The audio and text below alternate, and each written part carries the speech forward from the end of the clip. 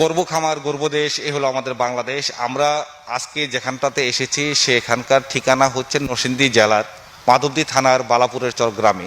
এখানে আমার বাড়ি, আমার খামার প্রজেক্টের এই মাঠ পর্যায়ে যিনি ম্যানেজার আছেন মোহাম্মদ আলী হোসেন ভাই। আলী হোসেন ভাই বিভিন্ন মানুষকে খামার দেওয়ার উৎসাহ প্রদান করে আসছেন দীর্ঘ 7 বছর যাবৎ। আজকে আমি তার কাছে এসেছি, সে নিজেও একজন খামারি হয়েছেন, তো যিনিও হাঁস পালন করছেন, উনি কতগুলো হাঁস ক্রয় করেছেন, বর্তমানে কতগুলো আছে, সেই জিনিসটি ওনার কাছ থেকে জানার চেষ্টা করব। আর আপনাদের কাছে বিনীতভাবে অনুরোধ করছি, আপনারা যারা হাঁস পালন করবেন তারা কি ট্রেনিং ছাড়া হাঁস পালন করতে পারবেন কিনা, বা ট্রেনিং করে হাঁস পালন করতে হবে, সেই জিনিসটা আমরা খামারির কাছ থেকে জানবো। আর খামারির কতগুলো হাঁস ক্রয় করেছিলেন, ওনার কোন ভুল ভ্রান্তির জন্য ওনার কাছে এখন বর্তমানে 500 হাঁস আছে, সেই জিনিসগুলি আমরা জানবো। আপনারাও এই জিনিসগুলি দেখে আপনারা নিজেরাও বুঝবেন, তাহলে আপনারা ভবিষ্যতে যারা যখন হাঁস পালন করবেন তখন আপনারা এখান থেকে বিভিন্ন আইডিয়া নিয়ে আপনারা সতর্ক হতে পারবেন। তাহলে চলুন আমরা আলী হোসেন ভাইয়ের সাথে কথা বলি এবং হাঁসের খামারটি পরিদর্শন করি। আর এই তথ্যগুলো আপনাদের সামনে উপস্থাপন করার জন্য সাথে থাকবো আমি মোহাম্মদ রানা হামিদ। এখনও পর্যন্ত যারা কৃষি প্রতিদিনকে সাবস্ক্রাইব করেনি তারা নিচে থাকা সাবস্ক্রাইব বাটনে ক্লিক করুন এবং পাশে থাকা বেল বাটনটি বাজিয়ে দিন। আপনার নাম কি এবং এখানকার ঠিকানাটা একটু বলবেন? নাম মোহাম্মদ আলী হোসেন, গ্রাম বালাপুরের চর, ইউনিয়ন পাইকার চর, থানা মাধবদী, উপজেলা নরসিংদী, সদর নরসিংদী। এখানে আপনি কতদিন যাবত হাঁসের সাথে জড়িত আছেন? 8 মাস যাবত। 8 মাস যাবত। আপনি কি একদিনে বাচ্চা ক্রয় করেছিলেন না বড় হাঁস? একদিনের বাচ্চা ক্রয় করে আনছি। কতগুলি কিনছিলেন? 1400। 1400? কোন জায়গা থেকে ক্রয় করেছিলেন এগুলো? লাখপুরতে আনছি 700, ময়মনসিংহতে আনছি 700। আচ্ছা, তো এই হাঁসগুলি আজকে বয়স কতদিন হলো? আজকে 9 মাস লার্নিং। 9 মাস রানিং। তো এখানে হাঁস তো আপনার 1400 তো হাঁস নাই, এখন কতগুলো হাঁস আছে এখন? এখন 500-র মতন আছে, বাকিটি মারা গেছে। কীভাবে মারা গেল? তো বাইরে ঢুকছি, আমি বুঝতে পারি নাই, ওষুধ এনে খাওয়াইছি, কামুল স্যার সাজেশন দিছে, সাজেশন মতো ওষুধ খাওয়াইছি। খাওয়ানোর পরে স্যার নির্দেশ দিচ্ছে ঠিক হয়, কিন্তু আমি আইনা খাওয়াইছি। খাওয়ানোর পরে কিছুদিন ভালো আছি, পরবর্তী আমি ধরতে পারি নাই, না ধরার কারণে আমার অনেক হাঁস মারা গেছে। তো বাকি 900-র মতো হাঁস আপনার মারা গেল? জি। এটা কি এক রাত্রে মারা গেল? জি না, এটা 10-15 দিনের ভিতরে, মানে আমি দৌড়াদৌড়ি করতে চিকিৎসা করিয়া থামাইতে এই হাঁসগুলি নষ্ট হয়ে গেছে। তো এই হাঁসগুলিকে আপনি ভ্যাকসিন করেছিলেন সবগুলো? জি, সবই ভ্যাকসিন করছি। কয়টা ভ্যাকসিন করেছেন? 2টা ভ্যাকসিন করার পরে, 2টা ভ্যাকসিন করার সপ্তাহখানি পরে তুই মরা শুরু করছে।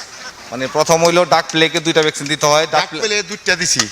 প্রথম ডাক পেলে দিছি, 28 দিনের মাথার ডাক পেলে দিছি, পরে আবার 42 দিনের মাথা গিয়ে আবার বাকিটা দিছি। দেওয়ার পরে 4-5 দিন পরে তুই মরা শুরু করছে, ধরতে পারিনি।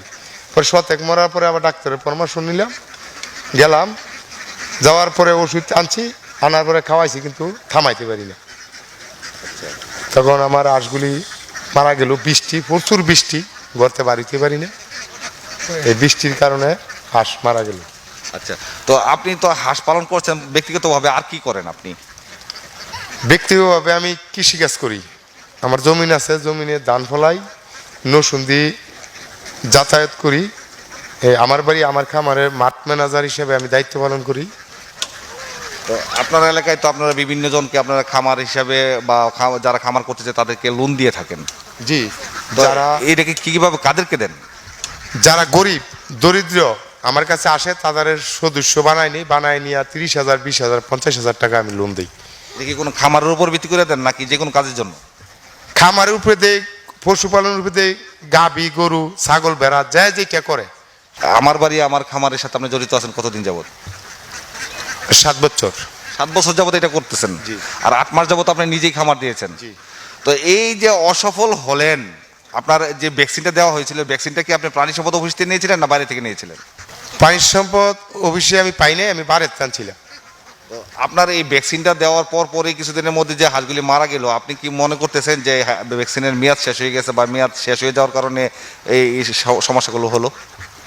এখন আমি বুঝতে পারি নাই, কিন্তু ভ্যাকসিনের মেয়াদ শেষ হয়ে গেছে, কিছু হাঁসগুলি মরে আছে। আমি কিন্তু হাঁসগুলি কোনো জায়গায় নিয়ে পরীক্ষা করিনি।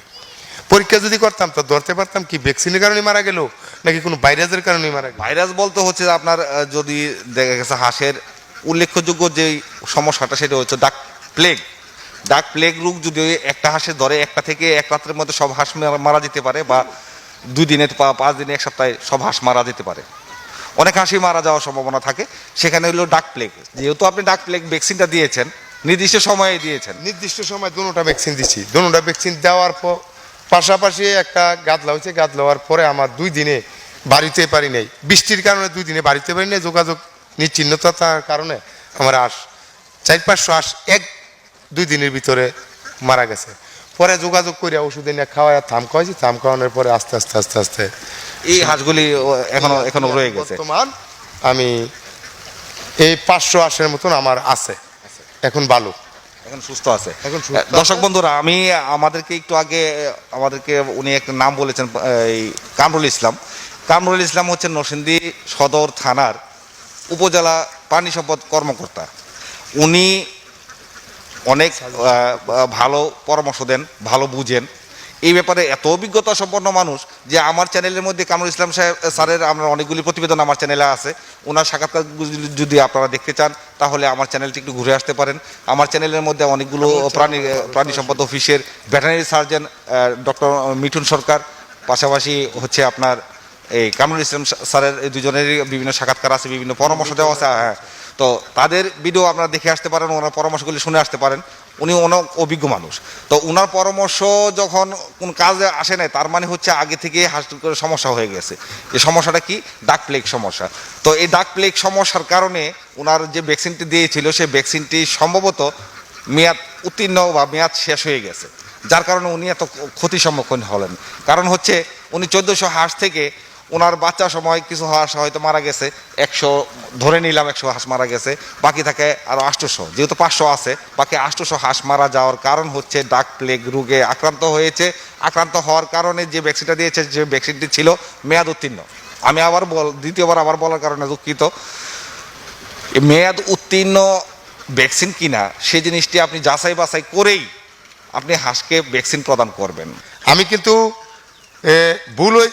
ভুলের কারণে আজকে আমার ইয়াটা হয়েছে, কামরুল স্যার আমার সাথে শুনতেছে ঠিক মতো নয়, কিন্তু আমি বুঝতে পারি নাই, না বুঝার কারণে আমার ক্ষতিগ্রস্ত হয়েছে। মানে আমি হাঁস প্রথম যদি কম আনতাম তো আমি লাভবান থাকতাম, কিন্তু এতগুলি হাঁস আইনা আমি সময় দিতে না পারার কারণে, সময় তো আমি দিতে পারিনি, আমি নরসিংদী দৌড়াদৌড়ি করছি বা কাজে ব্যস্ততা থাকার কারণে, বর্জ্য বৃষ্টির কারণে, বা লাস্ট করতে বোঝা গেল আমি যদি এটার পাশে শ্রম দিতাম আর ঠিক মতন দিতাম তা আমি লাভবান থাকলাম। দিতে না পারার কারণে আমার ক্ষতিগ্রস্তটা হয়েছে। সর্বপ্রথম তো কামরুল স্যারের সাথে আমি যোগাযোগ করি নাই, কামরুল স্যারের সাথে যোগাযোগ করছি যখন আমার হাঁস বয়স 5 মাস 6 মাস হয়েছে, তখন স্যারের সাথে পরামর্শ নিয়ে আমি এই পর্যন্ত এগুলি আমি টিকাইছি। যে ওষুধ দিয়েছি আইনে খাওয়াইছি, প্রেসক্রিপশন আছে, পরে আর আমি বাইরে কোনো জায়গায় হাত দিইনি। কামরুল স্যারের সাজেশনে এই হাঁসটি এখন বর্তমান আছে। জি, ধন্যবাদ জানাই কামরুল ইসলাম স্যারকে, যিনি ওনার সুপরামর্শের কারণে বর্তমানে ওনার 1400 হাঁস থেকে 500 হাঁস হইলেও ওনার কাছে আছে। দর্শক বন্ধুরা, আমরা এতক্ষণ যাবত আমরা যে ভাইয়ের সাথে কথা বলেছি, উনি কিন্তু আমার বাড়ি আমার খামার প্রজেক্টের উনি মাঠ পর্যায়ে ম্যানেজার হিসেবে এখানে দায়িত্ব পালন করে আসছেন আজকে দীর্ঘ 7 বছর যাবত। তো এই 7 বছরের মধ্যে উনি বিভিন্ন মানুষকে এই যে বিভিন্ন খামারে উৎসাহ প্রদান করেছেন। তো এর মধ্যে উনি নিজেই চিন্তা করলেন যে আমি একটা হাঁসের খামার দিব। সেই প্রেক্ষিতে ওনার চিন্তা এবং বাস্তবে রূপ ধারণ করেছেন। উনি 1400 হাঁসের বাচ্চা ক্রয় করে নিয়ে আসেন। 1400 হাঁসের বাচ্চা থেকে আজকে ওনার ভুলের কারণে, সময় দিতে না পারার কারণে ভ্যাকসিনটা দিয়েছিলেন, উনি মেয়াদ উত্তীর্ণ ভ্যাকসিন প্রদান করেন। সেই ভ্যাকসিনটার সময়ই ওনারা যে বাইরে থেকে ক্রয় করেন। আপনারা চেষ্টা করবেন সবসময় প্রাণী সম্পদ অফিস থেকে ভ্যাকসিন নেওয়ার জন্য, তাহলে প্রাণী সম্পদ অফিসের ভ্যাকসিনগুলি সাধারণত মেয়াদ উত্তীর্ণ হয় না। আজকের প্রতিবেদন এই পর্যন্তই। এই প্রতিবেদন দেখে যদি আপনারা উপকৃত হয়ে থাকেন তাহলে বলবো যে আপনারা আজকের ভিডিওটি করা সার্থক হবে। পরবর্তী ভিডিও দেখার আমন্ত্রণ জানিয়ে আপনারা ভালো থাকুন, সুস্থ থাকুন। আল্লাহ হাফেজ।